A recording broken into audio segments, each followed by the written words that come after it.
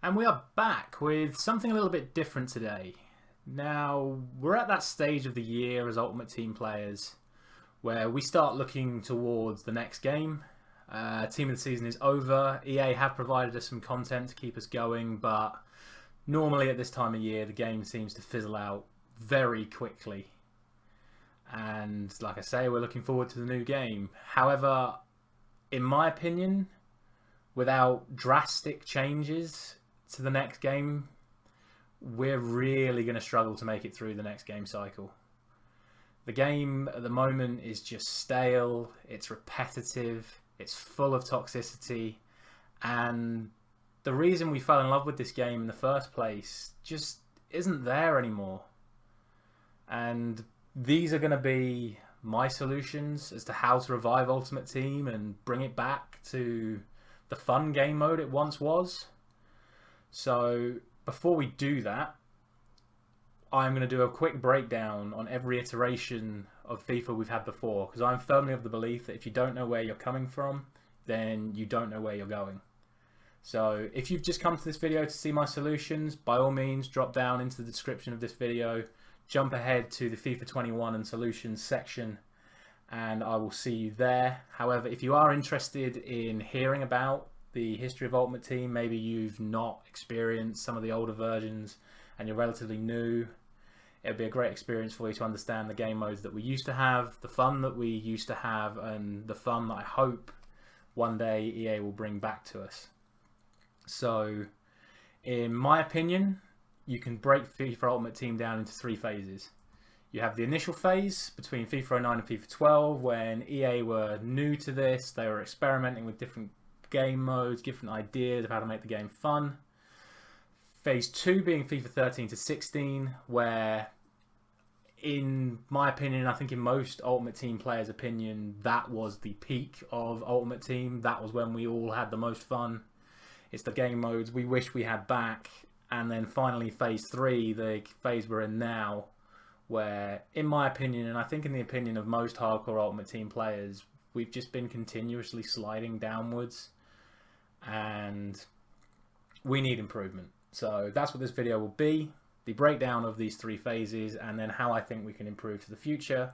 So without any further ado, let's get stuck in to Phase 1 and FIFA 09.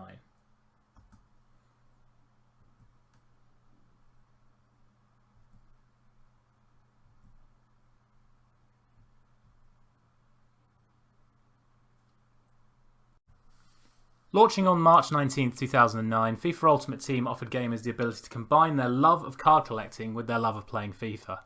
However, back then, the FUT that we got was far different to the one we had today.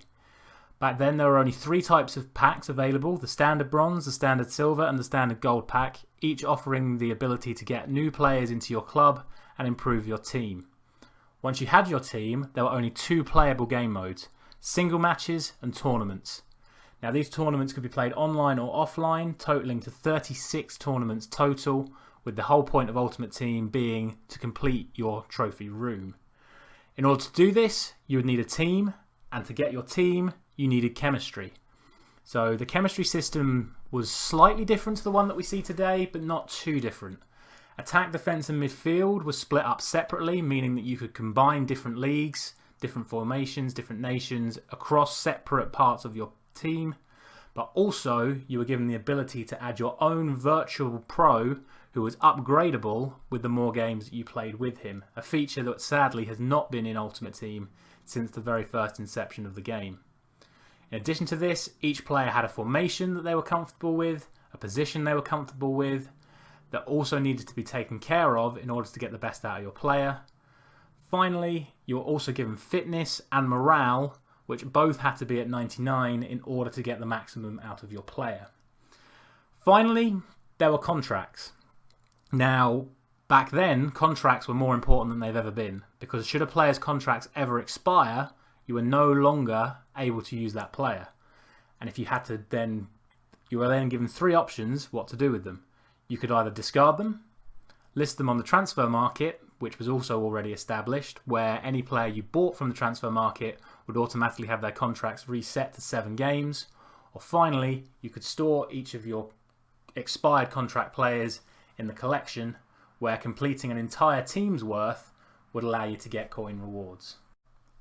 And here is a quick look at the collection feature itself. As you can see, each team from each league had the ability to fill up their pages like you would in a normal card collecting game, as well as getting the badge and the 2 kits for the club.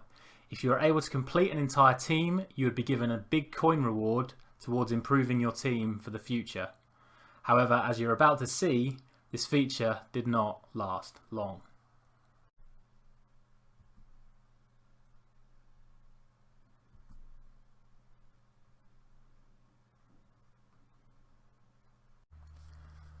Following a legal dispute with other card collecting companies, EA were forced to remove the collection from their newest iteration of Ultimate Team, replacing it with the My Club feature. A feature that actually remained in Ultimate Team all the way through until FIFA 20. If you feel like getting a little bit of nostalgia in, why not check out yours in your own club? Other than that, most aspects of Ultimate Team remain the same. Chemistry was slightly improved, meaning that now each part of the pitch linked to each other, so squad building became more challenging but arguably more fun. Fitness, morale, formation and position still were important in getting the best out of your players, but it was a step towards what we're more used to nowadays. Single tournaments, offline tournaments and single online friendlies were still the only playable game modes. However, 2 new additions were made to the game that would change the game forever. Firstly, a first promo was introduced.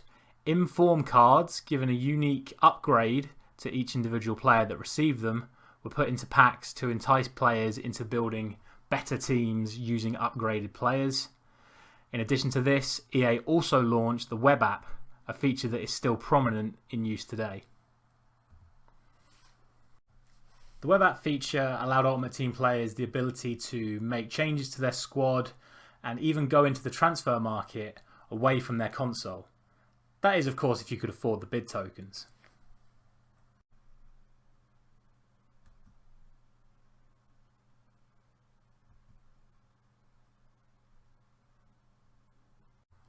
Launching a full 3 months earlier than its 2 predecessors, the new free-to-play Ultimate Team enticed quadruple the amount of players its previous iterations had to the game mode. In addition to this, new players were given the ability to play against their friends online to compete to see who truly had the Ultimate Team. In addition to this, new weekly promotions were included, replacing the old Inform items with new black decorated Team of the Week items. That's right, if you still refer to Team of the Weeks as Informs, you're more than 10 years out of date. Chemistry systems remain the same and all other game modes were left intact. However, the priority had now shifted into making the most out of your team against your friends online to prove who was the best. And if your friends still weren't satisfied with the on-field results, EA also introduced the leaderboard system that we still see today, which proves who really did have the best club.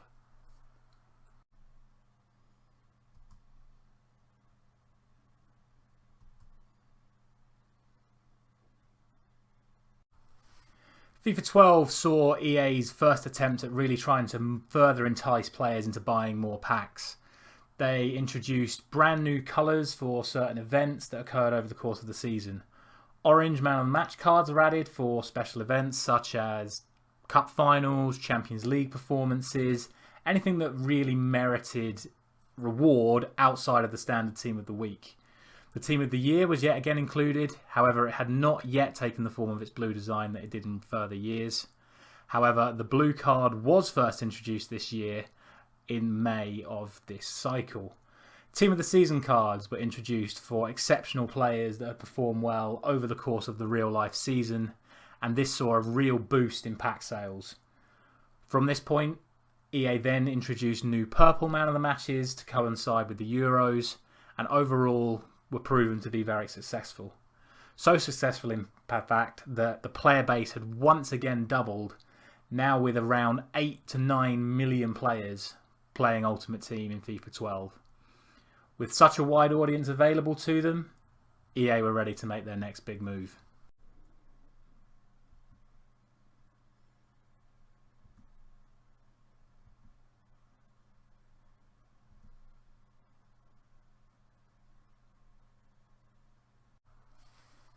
Now, if you're a regular FIFA player, there is a very good chance that you either remember watching or at the very least have heard of the infamous KSI Race to Division 1 series.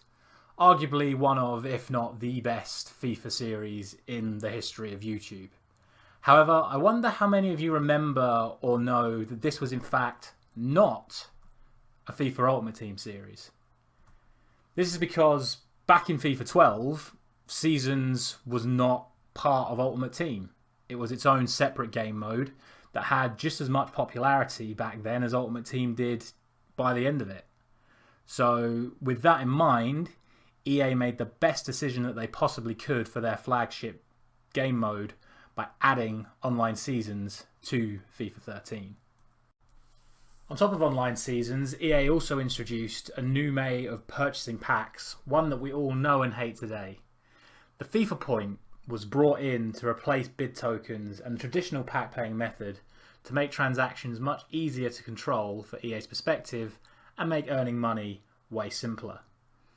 With the new FIFA point system in place, EA also introduced happy hours, a time during promotional events or whenever they really felt like where they could release packs better than the traditional 7.5k packs that were in place up until that point. Now, speaking of FIFA points, happy hours, and still talking about KSI, who remembers the infamous pack where KSI opened a 100k pack during Team of the Year and got Team of the Season in Iniesta? Well, how many of you remember that that was the very first 100k pack? Not only was it the first ever 100k pack, it was one of only 7 100k packs released during the entirety of FIFA 13. Just let that sink in for a moment. Only 7 100k packs were released over the entirety of FIFA 13. How many content creators today open more than 7 100k packs each and every single day? On top of this, they also introduced the EAFC catalogue, something that was really useful for returning and existing FUT players, giving the players the ability to download additional items for free if they played the game long enough to earn the rewards that were given to them. A feature that sadly was removed in recent years, and I wish they brought back, because each increasing year it seems less and less rewarding as a returning player to come into this game. But hey ho, Ultimate Team was alive, online seasons reigned supreme, Ultimate Team reigned supreme, and EA had got exactly what they wanted.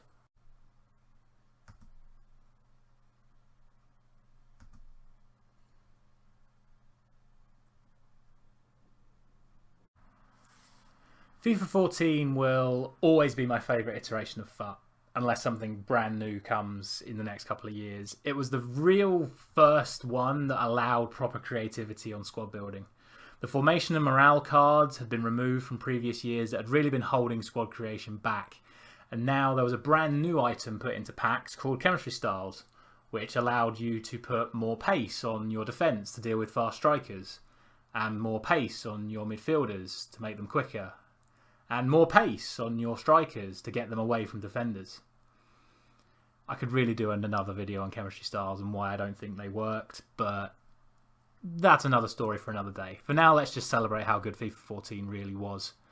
As an Xbox player, I was one of the first people to be able to use Legends, something that was replaced by the icon feature that we now know today, allowing Ultimate Team players the ability to use players that had long since retired from real life football. It was a really good addition and something that I'm glad I was a part of, and sorry PlayStation fans, you missed out, but hey ho, you get icons now. On top of this, customization was further able to expand with set piece takers being able to be edited, kit numbers being able to be edited, custom tactics allowing you to change how your team played in game, which worked well with Chemistry Styles, but again is something that I don't think works particularly well anymore. And to cap off what was a fantastic year, when you got to the end of it, when you got to this time of year, EA introduced the World Cup mode, which just helped expand the game all the way through to the end of its game cycle. a unique, brand new game mode allowing you to take the full aspect of Ultimate Team and apply it to a brand new setup just so you could play it in World Cup. There's nothing really more I can say. FIFA 14 was the best. And let's move on.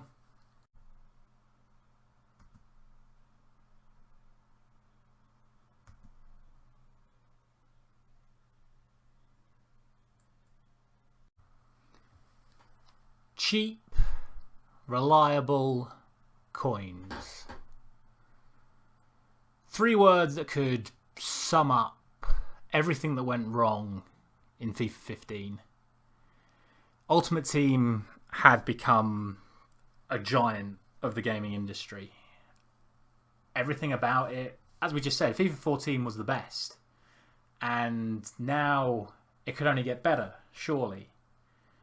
The desire for winning was increasing. You now had the ability to play online seasons just against your friends to make yourself truly the best. But being the best wasn't enough anymore. The game was, of course, Ultimate Team, so you needed the Ultimate Team. But FIFA points were too expensive. Obtaining the best cards of the game was too expensive. So the community turned to outside influences to get their coins illegally. And let's just say FIFA 15 really felt it the most. It got to the point where bots were the only thing that could purchase an item on the transfer market. And midway through FIFA 15, the web app was deleted and the transfer market was closed. The web app wasn't seen again until FIFA 16, and the transfer market as a whole was suspended for more than a month. And when it came back, something brand new had taken its place. On March 9th, 2016, price ranges were introduced. And as you can see here, how severe they were. A 93 rated, the standard Lionel Messi card, had a price range of 5 million to 7.5 million. However, the problem was so bad that this didn't matter. There were so many coins in the market from these illegal services that these price ranges just didn't work at first. Even though Messi's max price range was 7.5 million and Ronaldo's was over 10 million, every single high-end card on FIFA 15 was extinct. To just let that sink in for a moment.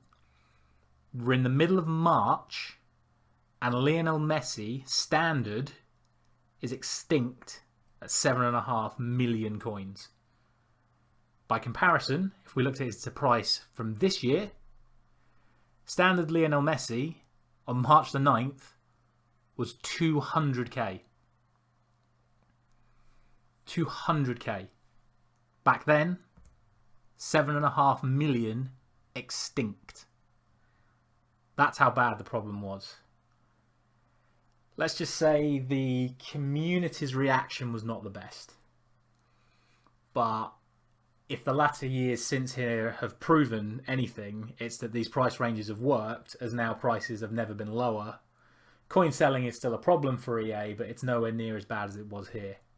And unfortunately, due to how rife they were this year, the whole of FIFA 15 just became a bit of a write-off. It's a shame, but it's the way it was.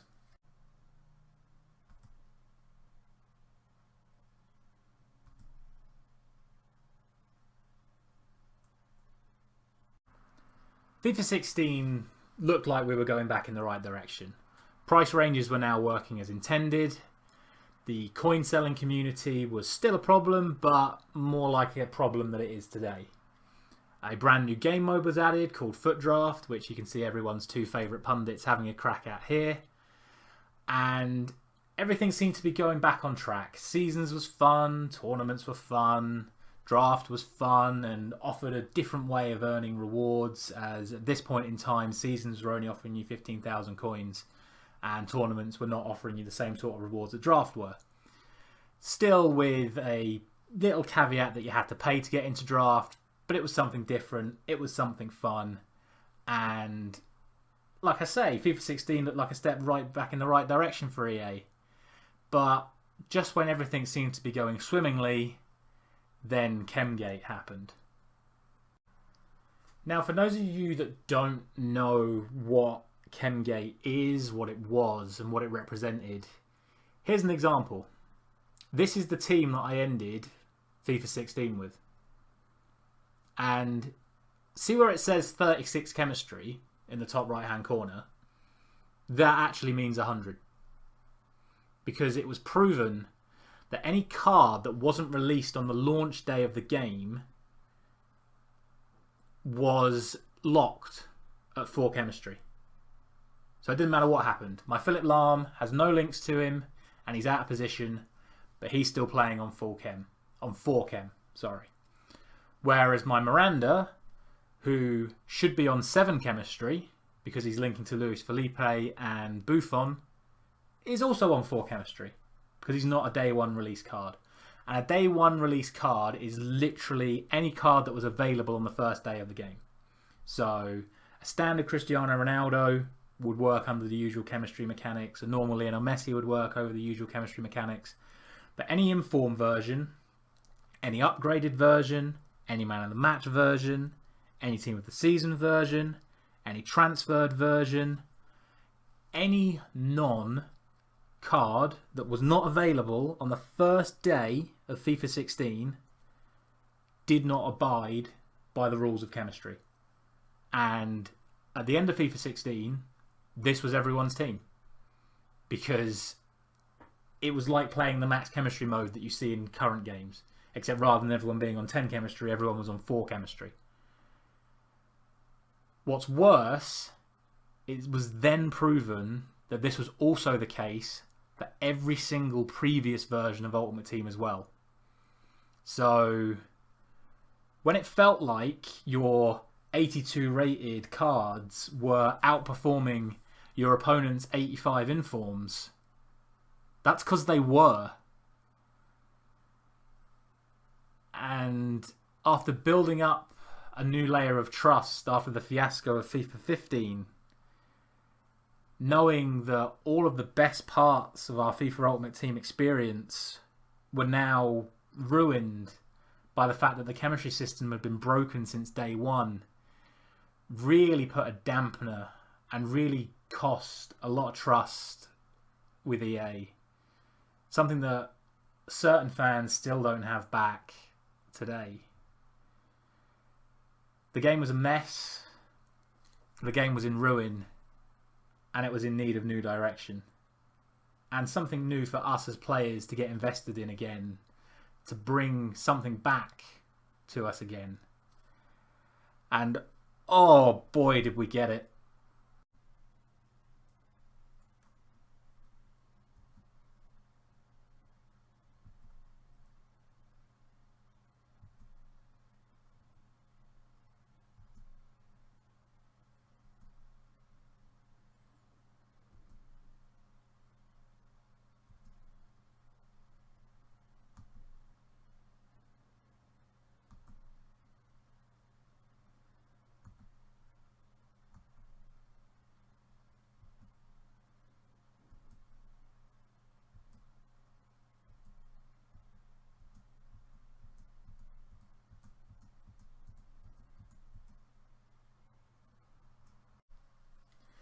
Brought in with the initial intent of increasing the available players to play in the esports event, FUT Champions Weekend League offered Ultimate Team players the opportunity to compete at the highest level of the game, literal esports level.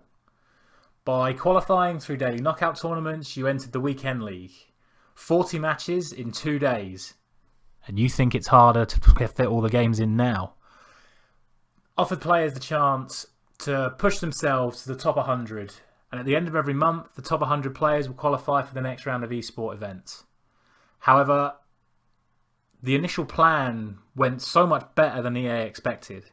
The rewards that they put on offer were so appealing to the general player base that Within weeks, you found almost every single player on Ultimate Team playing in FUT Champions for the opportunity to earn red rewards and a much higher coin and pack outlay than they would normally receive from the standard division online seasons.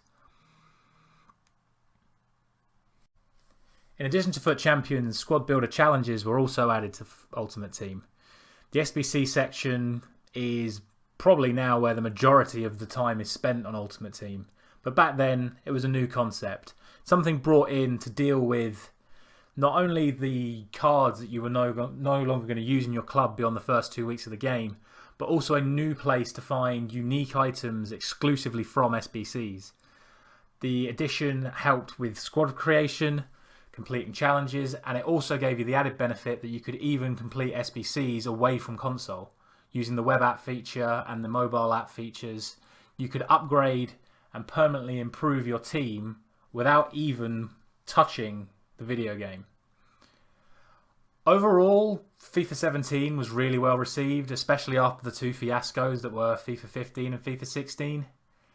However, upon reflection now, it just seems that our poor innocent minds were coaxed in with false promises.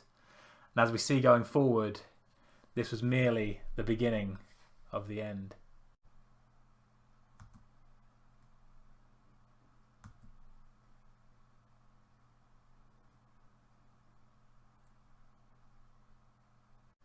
After so many promos being introduced in FIFA 17, it became quite clear that the old Legends system that we had for the classic FIFA and the Xbox exclusive couldn't keep up with the ever-increasing power curve generated by so many additional promos added to the game. Therefore, in EA's wisdom, they decided to scrap the old Legends setup for the new Icon setup that we see today. As I said, the intent was to make sure that these Icon cards would never fall behind the power curve by introducing 3 different variants of each Icon, a base, a mid and a prime, therefore keeping the players relevant throughout the course of the entire year. Not only were the Icons so well received, but they also made them incredibly accessible to attain through the use of Prime Icon SBCs, introduced very early into the game. And on the 3-year anniversary of price ranges being introduced, when all the highest rated players became extinct, EA decided to make the 3 most desirable Prime Icons accessible for the remainder of the game by releasing the Prime Icon SBC for all 3 cards in the middle of March. And by mid-team of the season, almost every single club in Ultimate Team had the best 3 icons in the game. This was really, really well received, and it's probably why FIFA 18 to this day is regarded as the best Ultimate Team of the modern era. On top of this, EA also introduced Squad Battles, a game mode for players who wanted to play FUT Champions but couldn't really compete at the highest level. Squad Battles offered an offline version of FUT Champions that could be played during the week, with a top 100 put in place, very high rewards available. However, obviously, no qualification for esports. The only issue that this created is that it then became clear that by playing a couple of squad battles every day and then playing FUT Champions at the weekend, the necessity for playing the classic online seasons modes weren't really there anymore. The rewards were so low in comparison that it just became pointless. And come the end of FIFA 18, as good as it was, there was a massive outcry for a new game mode to be established that could be played during the week, where you could still compete like it was FUT Champs, but not FUT Champs, and with a reward structure that would be as competitive and would encourage the best play. And, well, be careful what you wish for.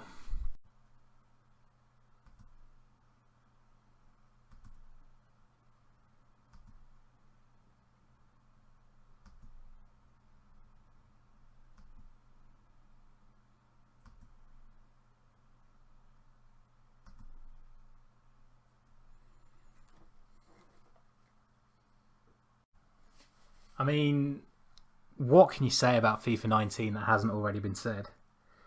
Time finishing, goalkeeper movement, La Croquetas, El Tornado crosses, scoop crosses, strikers at left wing and right wing, and cams at striker, drop back, one depth, and that's just gameplay. We've not even got to Ultimate Team yet. Just, oh, FIFA 19 was bad. Oh, it was really bad. Seasons and tournaments had been removed, replaced by the new competitive game mode we were all asking for, the MMR-driven Division Rivals, where you compete for the highest rank and get weekly rewards equal to or greater than FUT champs, minus the red picks. And it just... Fun FIFA was gone. And to this day is yet to return. Let's just not talk about FIFA 19.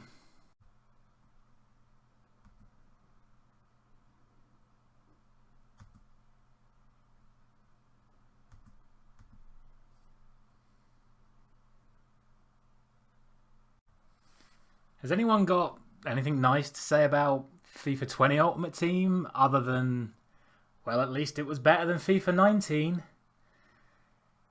EA introduced a new system called Friendlies, which I'm sure you're very familiar with nowadays, with the intent of having a no risk but also no reward game mode where you could just use your teams casually after the several complaints about how Division Rivals and FUT Champs had become too competitive, too sweaty, and there was nowhere to actually enjoy the game anymore. Problem is, they put all the objectives in Division Rivals. And now, 3 years into a rewards-heavy system, you give someone something to grind towards and they will go for the rewards over just playing for casual fun. The friendly mode just became a laughing stock. There was nothing to do in it because everything was in Rivals. But hey, at least you could customise your stadium.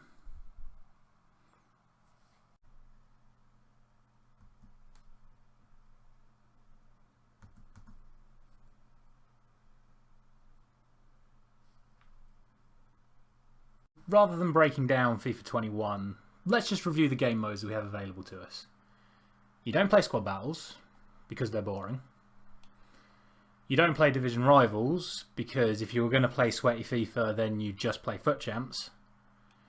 You only play FUT Champs to Gold 3 the majority of the year, then Gold 2 during Team of the Season, because rewards are terrible, and what's the point in playing FUT Champs and going for Elite if rewards are going to be better at Gold 3? You spend 75% of your time either in here on console or more likely in here on the app.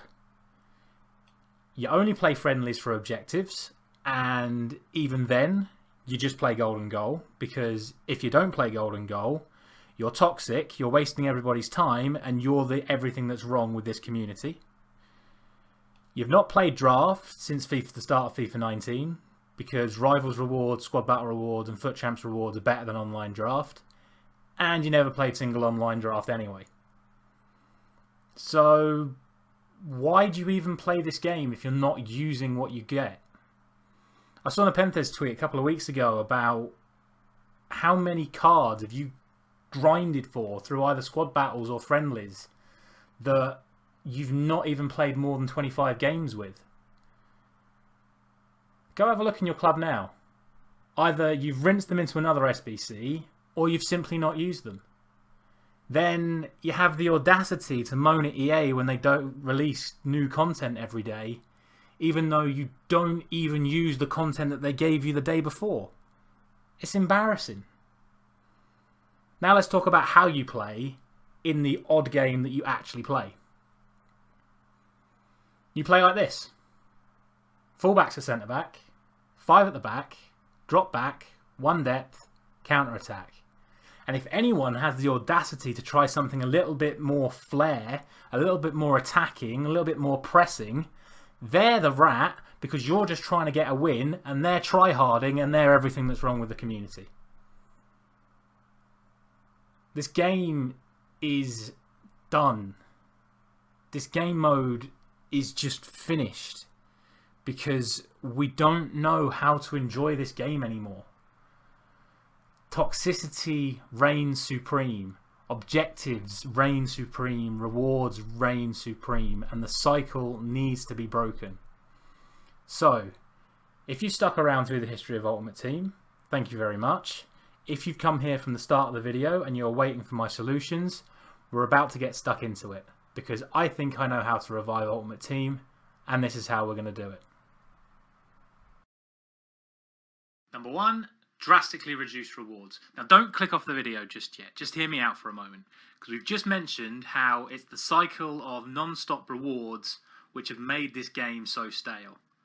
And I know there's already some of you out there thinking, oh, how can you reduce rewards? Rewards are already terrible, they need to be made even better. Well, we already tried that. It was called FIFA 18 World Cup mode.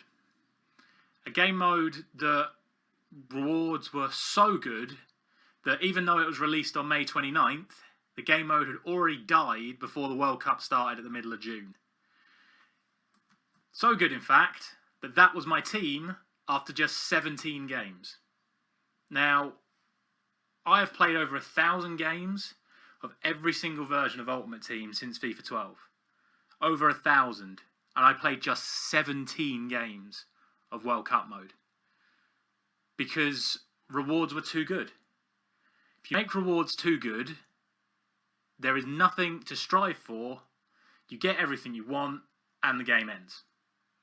Simple as that.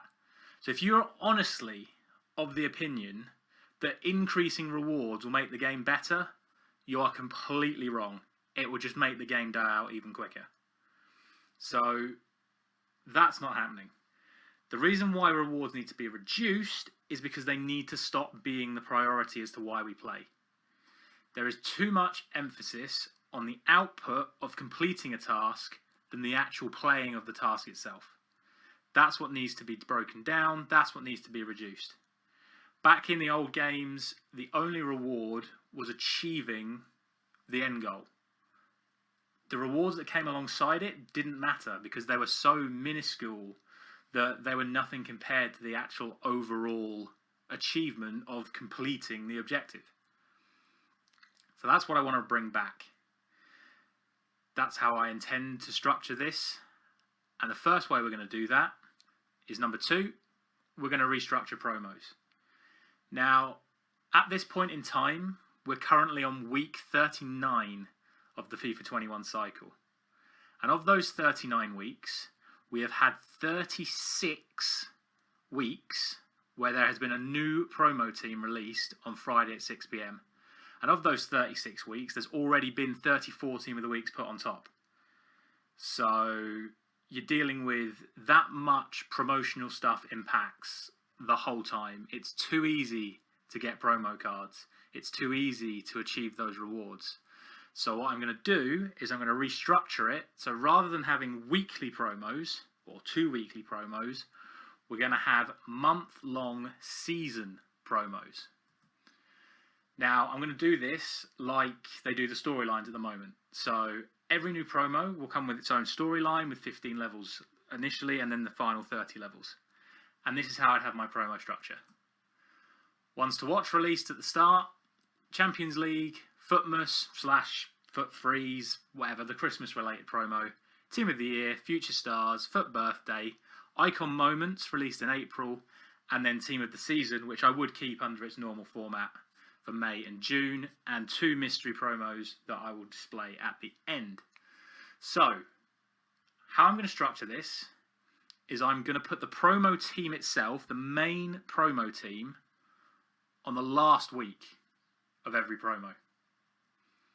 The reason why I'm doing this is because it gives you the opportunity to play through the promo, build up the storyline across the month, across the season, until you actually get to the promo team at the end. But don't worry, I know what you're thinking. Well, if the promo team's at the end, what are we going to do for those first 3 weeks? And that's simple. Number 3, introduce more upgradable items. Now, for those of you who don't understand what an upgradable item is, it's like these Footmas cards that we got this year and last year. You start off with a base level card, you level it up through playing the game, gradually getting better and better and better, goals, assists, wins, etc., etc., until you get your end game card. And I would have a promo team again at the start of every season that would come in that first week of every promo. So you get low rated cards that you can upgrade over the course of the promo before getting the final promo team at the very end. In addition to this, within the structure of the storyline or the seasons, at level 15, I would have an upgradable player pick, and at level 30, I would have a complete player pick. So, we've established what we're doing in the first week of each promo, we've established what we're doing in the last week of every promo. But now what's going to go in the middle? Well, that's where I'd introduce icon SBCs. But not just ordinary icon SBCs, upgradable icon SBCs.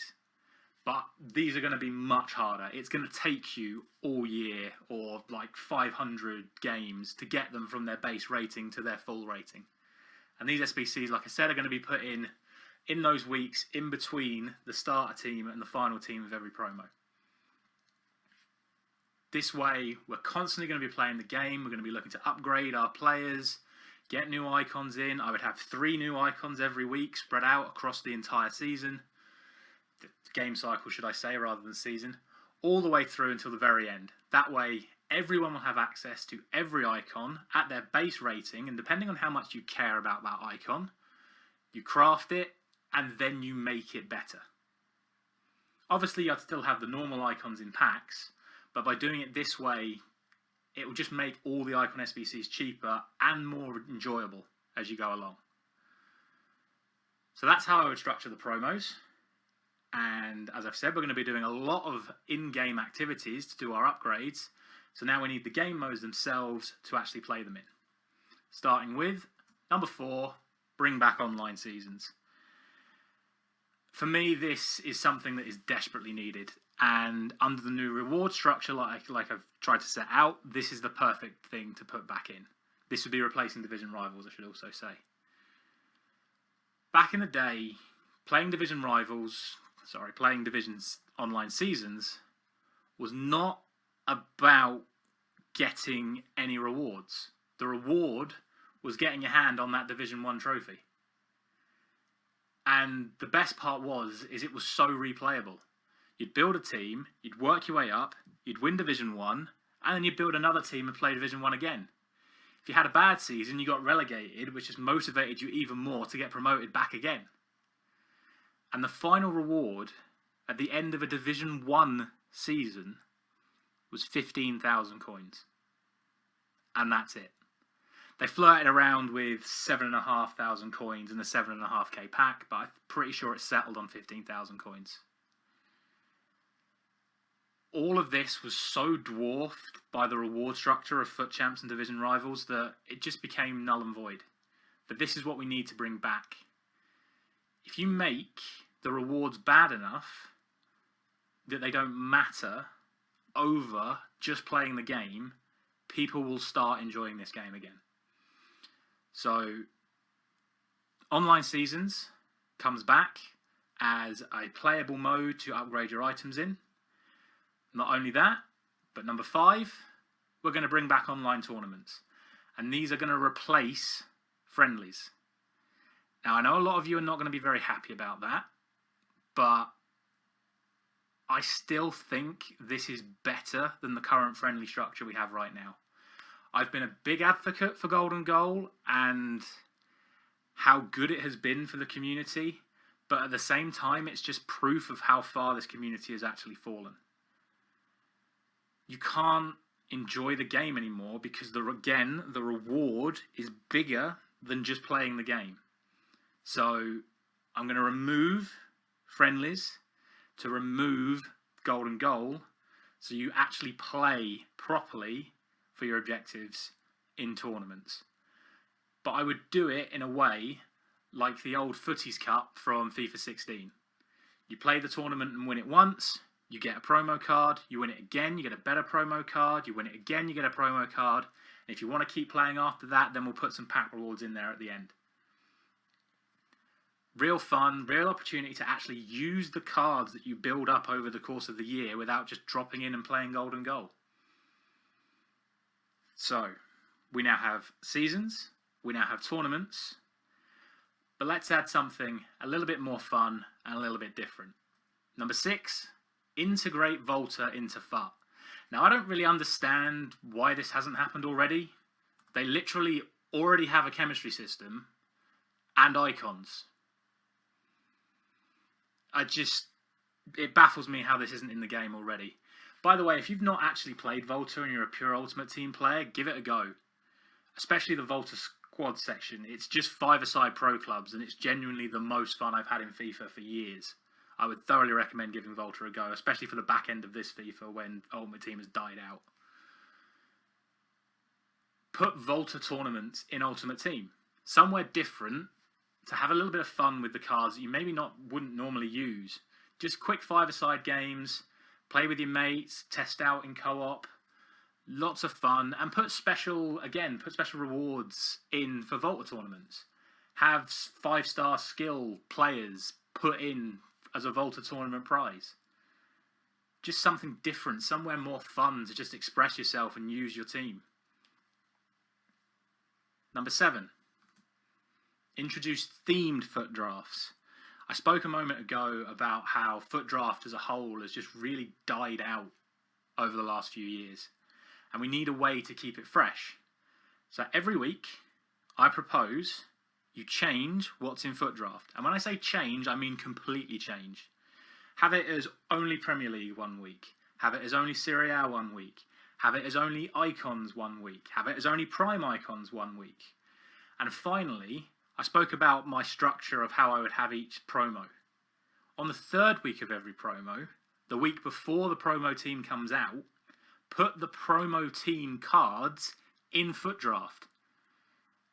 Therefore, you're encouraged to play FUT draft as you actually get early access to the cards that are going to be coming out next week. You can try them out in FUT draft before they're even available. It would get so many more people playing on FUT draft, and it's just somewhere else to enjoy yourself. Number 8, make squad battles 4 minutes. Don't really think I need to say anything more on that. If you want a reason to do that other than just because it's needed, making the game shorter will actually make achieving a 5-0 win harder, and shorter matches may encourage more people to play the game. Simple as that, really. It's something that needs to happen fast. Otherwise, I don't think squad battles are going to be very useful much longer. Number 9, put co-op in every game mode. Again, something that I don't understand why they didn't do that this year. They put it in Rivals, they put it in No, they didn't put it in Friendlies, they put it in Rivals and Squad Battles. And that's it. I would have it everywhere. Have it in Draft, have it in Seasons, have it in Tournaments, have it in Volta. Extend it beyond 2 players. Have as many co-ops in your player base as possible. Have 11-a-side available. Just makes so much sense to me. Grab all the fun parts from the other game modes like Pro Clubs and just let us play with our Ultimate Teams with our friends in every possible way. So those are the game mode structures I would have in place. And I know a lot of you are thinking right now, what about FUT Champs? Well, I would actually leave FUT Champs in. But number 10, restructuring it, is key. Right now, FUT Champs is still too sweaty, in my opinion. It's too rigorous, and it's the only real place that people even play this game anymore, which is so sad because, again, they only play it for the rewards. So, a massive restructure of the FUT Champs is needed, in my opinion, and this is how I do it. Starting with only introducing FUT Champs in January. For the first 4 months of the game cycle, FUT Champs will just sit there as a little block at the end saying, coming January 1st. And only then will you be able to play it. You get 4 whole months to just enjoy playing the game, going through the online seasons, playing tournaments, playing Volta, playing Draft, playing squad battles, just getting to know the game without the pressures of FUT Champs. And then when you're ready, we start introducing it in January. Being able to do that, I would have a little milestone tab in milestones that says FUT Champs qualification. And these are the requirements I would ask for to qualify for FUT Champs. You'd have to win the Division 1 season 10 times. You'd have to win 10 online tournaments, 10 online Volta tournaments, and 10 FUT drafts online as well. So the whole purpose of FUT Champs initially was to find the best players in the game. What better way to do that than to actually find players that have earned their right to get there in the first place, rather than just spamming division rivals at low level until they've got enough points to qualify. Actually earn the right to play FUT Champs, but do it across all game modes. Give everyone that full exposure to enjoy the game whilst working towards the ability to qualify for the ultimate prize. In terms of the structure, I would have that completely different as well. I would only have 50 matches per season. Now, what I mean per season is like my storyline. So across each promotion, so released with the Team of the Year promo in January, you would have 50 matches from the 1st of January to the 1st of February. And that's it, total. 50 matches for an entire month, with a maximum of 5 matches a day and 20 matches a week. Now, this is to do all with mental health. I'm going to throw a statistic at you right now, which probably won't surprise you. As a proportion of its player base, as in professional player base, no other game has had more retirements citing mental health issues from a professional esport than FIFA this year. That is a proportional, so other games may have had more people leave, but not as a percentage of the esports player base. More people have left FIFA citing mental health than in any other game this year. So that's why I've introduced this. 50 games, max 5 a day, max 20 a week. Spread your FUT Champs games over the course of the season and have it like that. In terms of the actual player base themselves, you don't use your own players. Your club is for playing casually. FUT Champs is for playing seriously. So I will offer you 100 players to choose from. Everyone will get the same 100 players to pick, and it will be played in max chemistry. So play anyone, anywhere. I've even considered maybe removing chemistry styles for this, because I still think chemistry styles are a bit outdated, as I mentioned earlier, but that can be an extra thing you decide for yourself. So maybe it's good, maybe it's not. That's irrelevant. 100 players, max chemistry, and you can see it already. You can see like the YouTubers getting out there deciding what's going to be the meta team for this month, what you should be using in your FUT Champs. But everyone is put on the same playing field. The same 100 players, max chemistry, and you play to see who is the best. As for the rewards themselves, number 1 priority, qualification for the esports event, just like it used to be. Purely to see who is the best of the best. I would have no coin reward, but I would keep the red FUT Champs players available, and I would have them based on the 100 players. So I would actually have these 100 players as completely new players. Again, maybe they could be like 5-star skill players or higher rated versions of cards that aren't in the normal player game. So you play FUT Champs to earn these cards, and I would have them as big packs, like we used to have monthly rewards before, like 20 to 30 players for achieving a high rank, 10, 15 for slightly lower ranks. But these are unique FUT Champions cards, separate from the main player pool, that you earn by playing FUT Champs. And that's how I would structure it. I think this is way better than the current model for FUT Champs. I might be wrong, but again, it just takes away that need for rewards and the desire to just sweat and sweat and sweat just to get things that you'll never use elsewhere. My FUT Champs offers you the chance to qualify for events, but also offers you the opportunity to get unique cards separate from it, but at a reasonable rate of playing matches. So, that's my full structure for how I would have all of the game modes.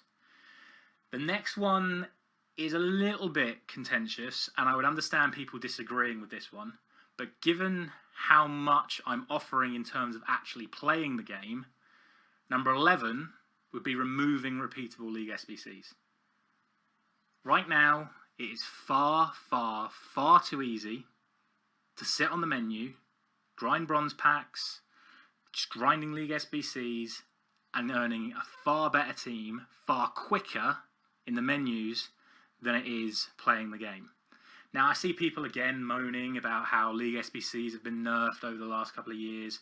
Remember when we used to get 94 rated cards out of League SBCs? Well, those League SBCs weren't repeatable, and that was the point.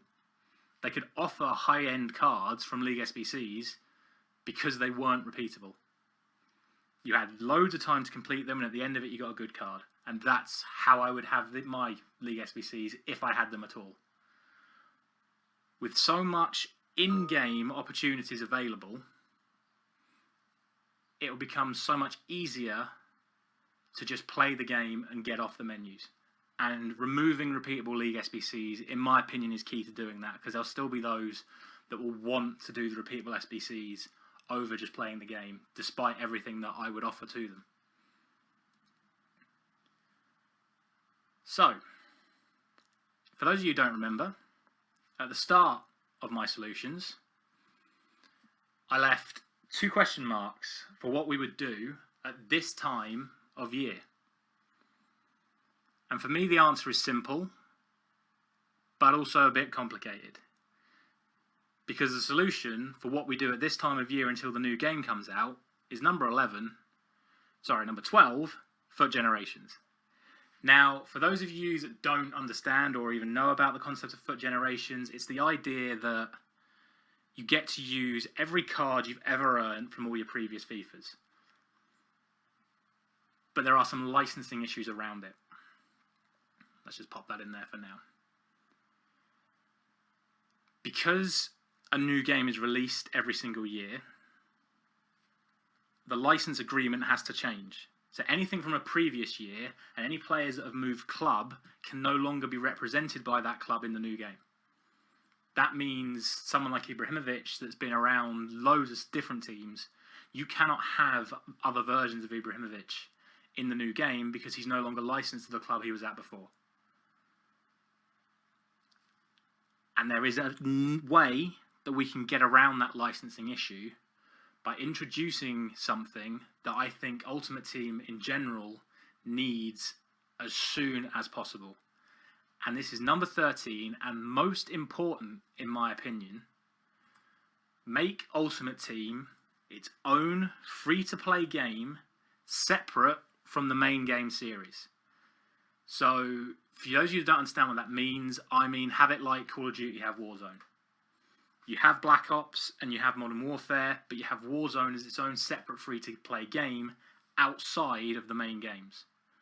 By doing this, the licensing agreements go out the window, or shouldn't say out the window, they get bypassed by the fact that the game is always the same game. You release Ultimate Team as a free-to-play game now, with new updates every calendar year, rather than a new game, and all of the old licenses from the beginning remain. Now, obviously, that's not going to be very helpful right now, unless a new Ultimate Team was released immediately. But in terms of FUT Generations, that is the way to fix it. But it's also so important that we make this a free-to-play game. Look at games like Rocket League, where the servers went from 20,000 players online when the game was just £15 or $20 to where it is now that it's free to play. The player base went from 20,000 to 300,000. That's 15 times greater. And this community needs new blood into it. Players that haven't experienced the trauma, almost, that we've had to sit through these last 3 years with the absolute sweat of FUT champs and division rivals. A new player base that hasn't experienced that, coming into a game with the structure that I'm suggesting, will only see the fun sides of it. And it will rejuvenate the passion for this game that we once had. Not only this, from an EA perspective in terms of making money, again, profits have soared for games like Rocket League and Call of Duty since they became free to play, because the microtransactions are more desirable as more people are playing the game. But I would use a little bit of smarts around it as well. So if I'm playing Call of Duty and I want to level up a gun in Warzone, I can't do it because I don't have access to the multiplayer side by purchasing the full game. And that's the sort of thing I'd introduce here. So I'd have things like Volta exclusively to the main game series, and without access to Volta, the free-to-play players will not have access to any of the Volta cards and will not even have access to FUT Champs, as I put in a requirement saying you have to win Volta tournaments to play FUT Champs. That then encourages that free-to-play player base to buy the full game and will, in my opinion, lead to more sales.